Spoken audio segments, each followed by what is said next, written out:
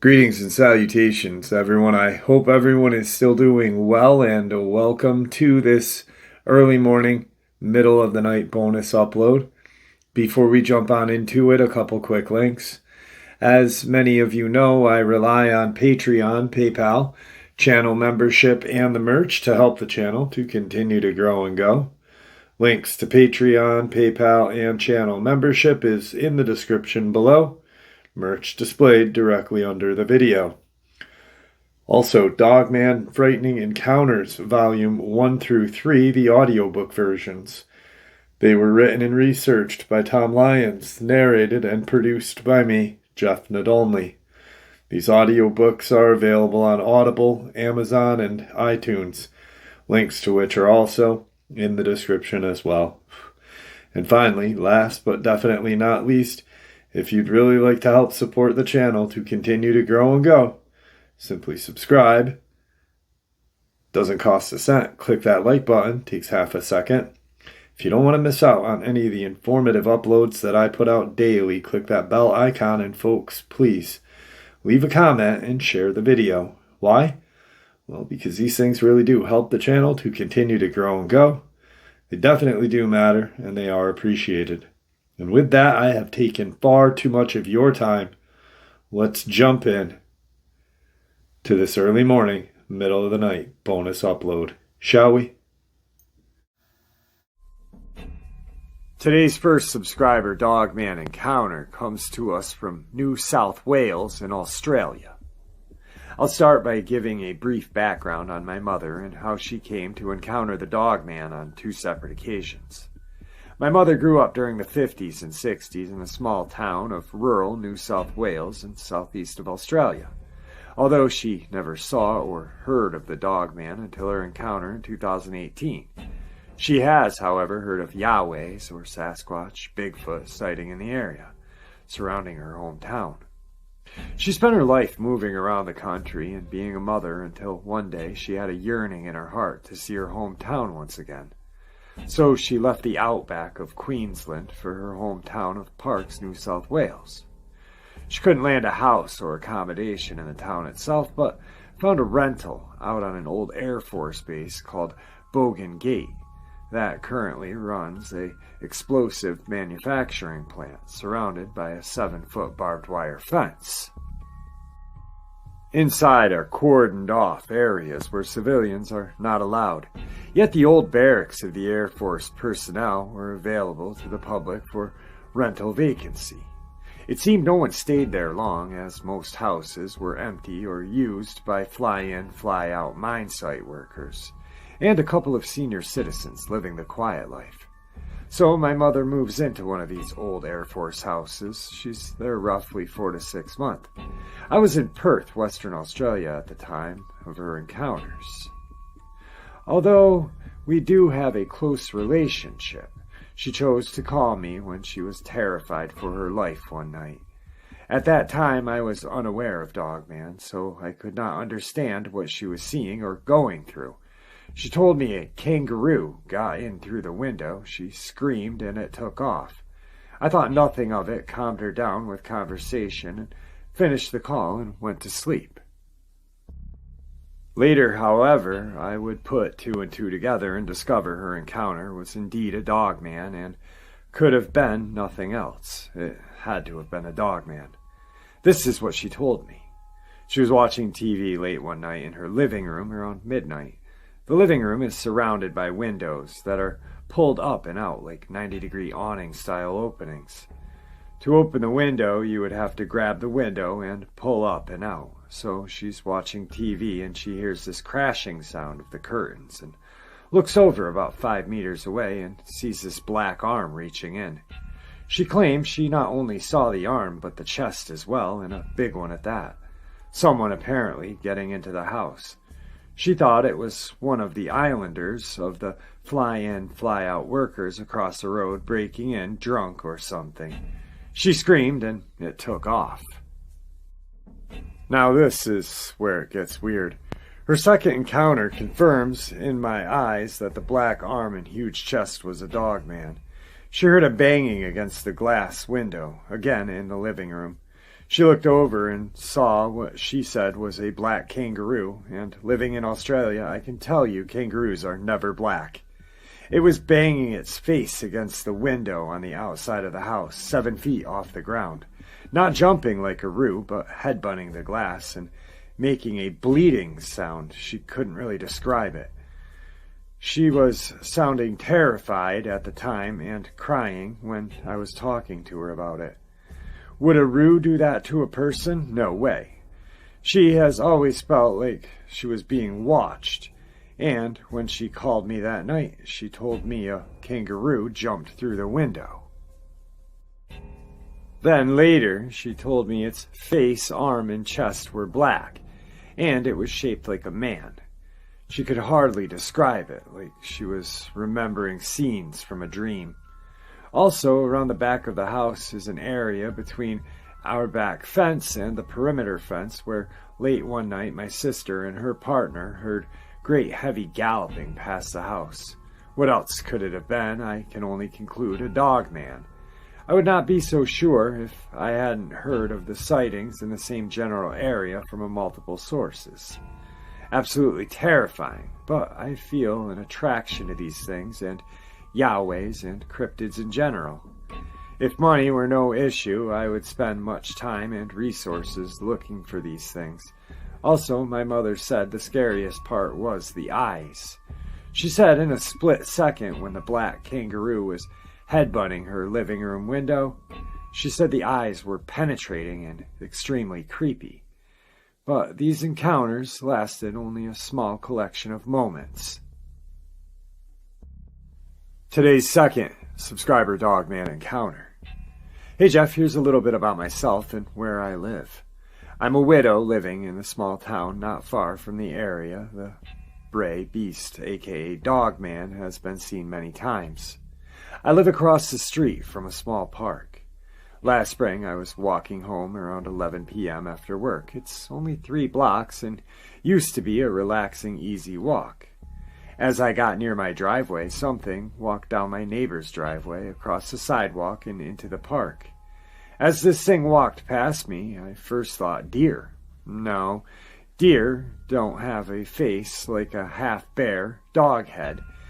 It was too big to be a dog. It was taller at the shoulders than 4 feet mailbox. This thing walked 15 feet from me under a street lamp. It was the blonde, like deer. It seemed not to notice me standing there confused. It was all wrong. It walked into the pitch black and stopped, turned and stared at me. I had a small, dim flashlight in my pocket. I shined it in the direction I felt it was. I saw red eyes staring at me. Now, I wasn't afraid, but I was frozen, staring back. I remember wishing my light was brighter so I could see the whole animal. It stared into my soul. I felt like it was reading my mind somehow, and then it turned away and walked off to the back side of the park. I could move again and walked into my home, then noticed a 10-minute walk home took over an hour. To this day, I don't know what it was or what happened. I no longer walk home due to this, and a few months after had a major heart attack and can only work a few hours a week due to heart failure. I've never told anyone about that night. Oh, and the next morning I went out to look. This thing was not standing on a picnic table like I thought it was. It was standing up and it was tall. Hope my ramblings make sense. Today's third subscriber Dogman encounter. Jeff, my encounter happened around 3 or 4 years ago. At the time, I lived between Homerville and Cogdell, Georgia. My wife and I were on our way to Waycross to do some shopping. We would usually go there by way of Highway 122, as we did this time. This stretch of 122 is over 20 miles of pines, wherever you look. There are some bar pits, ponds along the way. Houses are few and far between. We started our little trip early, just after sunrise. As we were approaching a curve, I noticed skid marks from a diesel, semi, or large dump truck. They appeared to be fresh. Then I noticed debris. Large and small pieces of this vehicle were all over the road and on both sides of the road, including a badly mangled up bumper.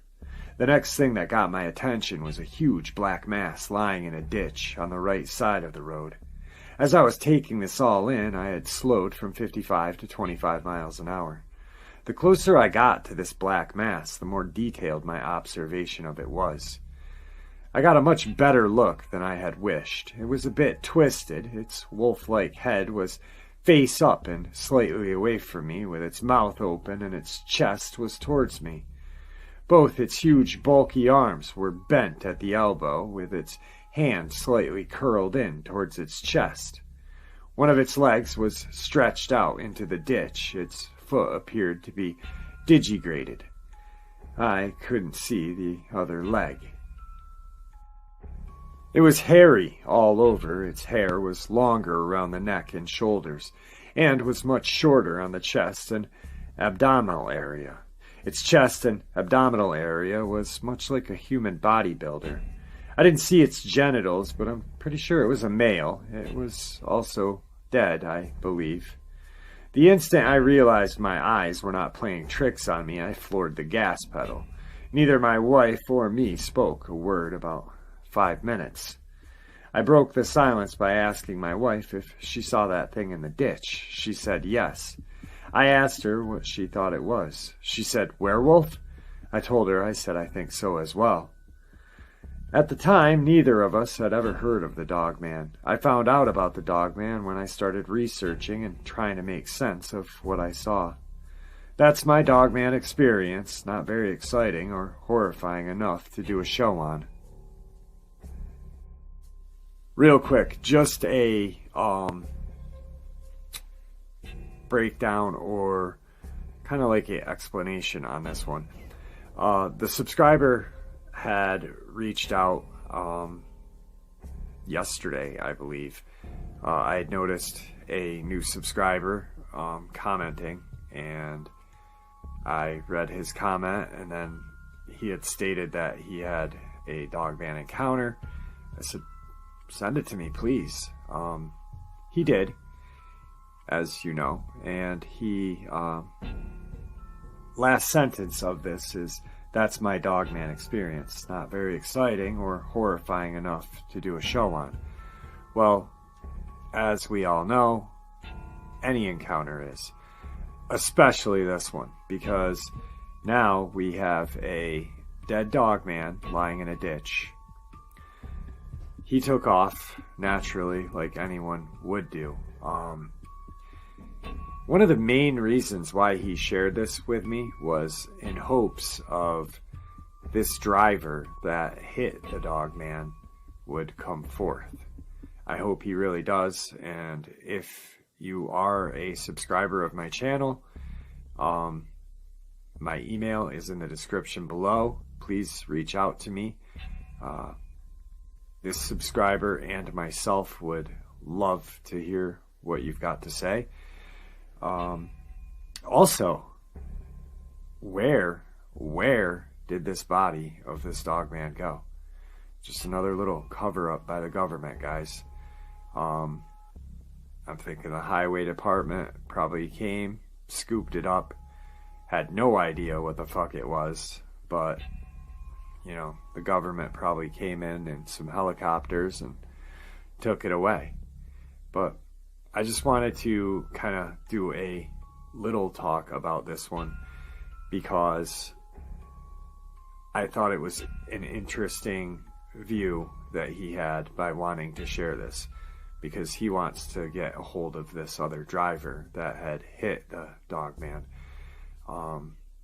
So once again, if you are this person and by the 8,400 and whatever subscribers, this is you, reach out to me, because I would love to hear what you have to say, and this gentleman would love to hear what you have to say as well. So on to the next encounter, which is a update. So what I'm going to do is I'm going to share the initial encounter and then a couple of updates that just came in. So Jeff, first I want to tell you that I'm a subscriber of yours, though I wasn't until I saw what I did just outside of the light that my work shed provides. It was back in April or early May. The night was misting, heavy with cloud cover. It was so dark out that even with the light on, you couldn't see into the gloom. Now I'm telling you this because all that I could see was its eye shine. Now on to some local info. I live outside of Hot Springs, Arkansas, about 5 miles from Jack Mountain, down the road called Amity. The road stretches for miles along what they call a mountain here in Arkansas. It's nothing but backwoods area out here, and there are no lights out here other than a house here and there. I think that people that live along this mountain know there's something out here because once it gets dark, there's no one outside, not even in the summer.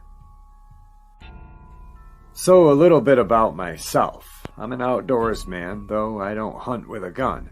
The way I was taught was anyone can pull a trigger, but it takes skill to use a bow. I fish on a regular basis and in places that you have to hike to. My shop is used for rebuilding Japanese motorcycles and most of the time modifying my Ninja. I don't scare easy as I have lived all over the country, including Syracuse and even Oswego, and there are some really strange things out there. Now, as I was saying, the night was dreary, heavy, misting, clouded night. It was so dark out that you couldn't see the shadows out 10 feet past where the light went. The time was about 11:30, and my English foxhound came running up, scared. She then sat down and tracked something with her head and eyes into the darkness, heading down the driveway, just out past my 30-foot Four Winds Elite camper. The whole time that she was doing this, she was growling. That is when it hit me that there was something out there. After a minute, everything went dead silent. No animals, no birds, no bats, no bugs. I mean, you could have heard a pin drop into the moist soil. That's how silent it was. A minute later, Ina, my dog, looked off to my left and started growling again. So I grabbed my flashlight out of the shed and shined it in the direction that she was looking and growling.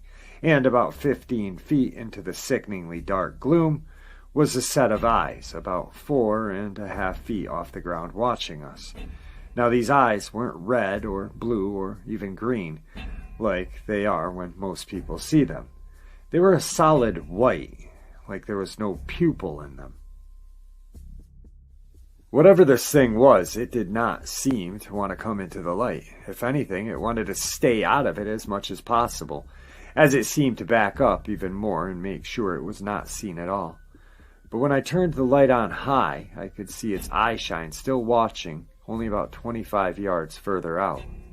What was really scary was when it seemed to stand straight up, its height raised by at least 3 feet more.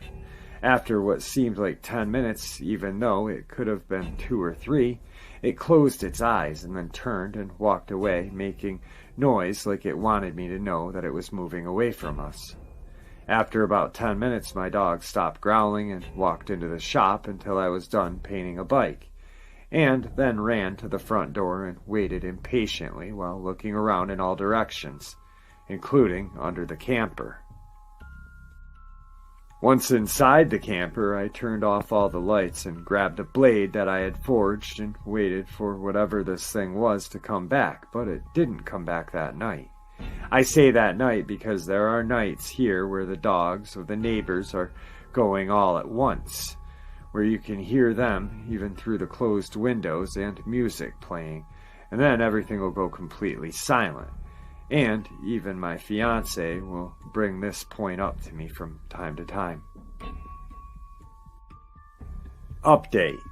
So 2 nights ago, me and my fiancée, Michelle, let Ina out to go to the bathroom about 11 o'clock, and we went with her with flashlights. She was acting normal out there at first until out of the blue she started growling at something again and darted about 30 feet out. when she came to a stop with both me and Shell running after her. When we caught up to her, she was on the other side of a barbed wire fence that separates the property from our neighbors. The odd thing was she was just sitting in front of several thick pine trees, being silent as she could, like she was completely terrified. As Shell ran up with her flashlight, she was shining into the trees, and there were a set of glowing amber eyes that ran deeper into our neighbor's yard of ponderosa pines, and deeper into the shadows. As it ran, we both saw its eyes, and the coyotes in the area went completely wild. That's when we heard a twig snap further in front of us, and I turned the light on and took a few steps closer to the noise and shined my light in the general direction of the sound. And there, standing in the dark area of the trees, was another set of yellowish red eyes just watching us.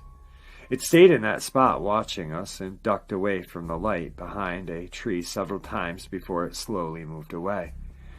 We both stayed there holding our weapons, she with a military-grade bat and me with my hand-forged bow katana at the ready.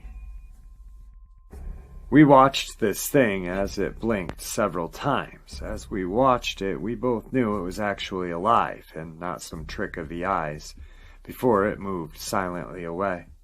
There's something definitely out here in this mountain. I don't know if it's a squatch or a dogman or something else completely, but it is really creepy when you walk the 25 feet over to the shed and feel every hair on your body stand to attention at once.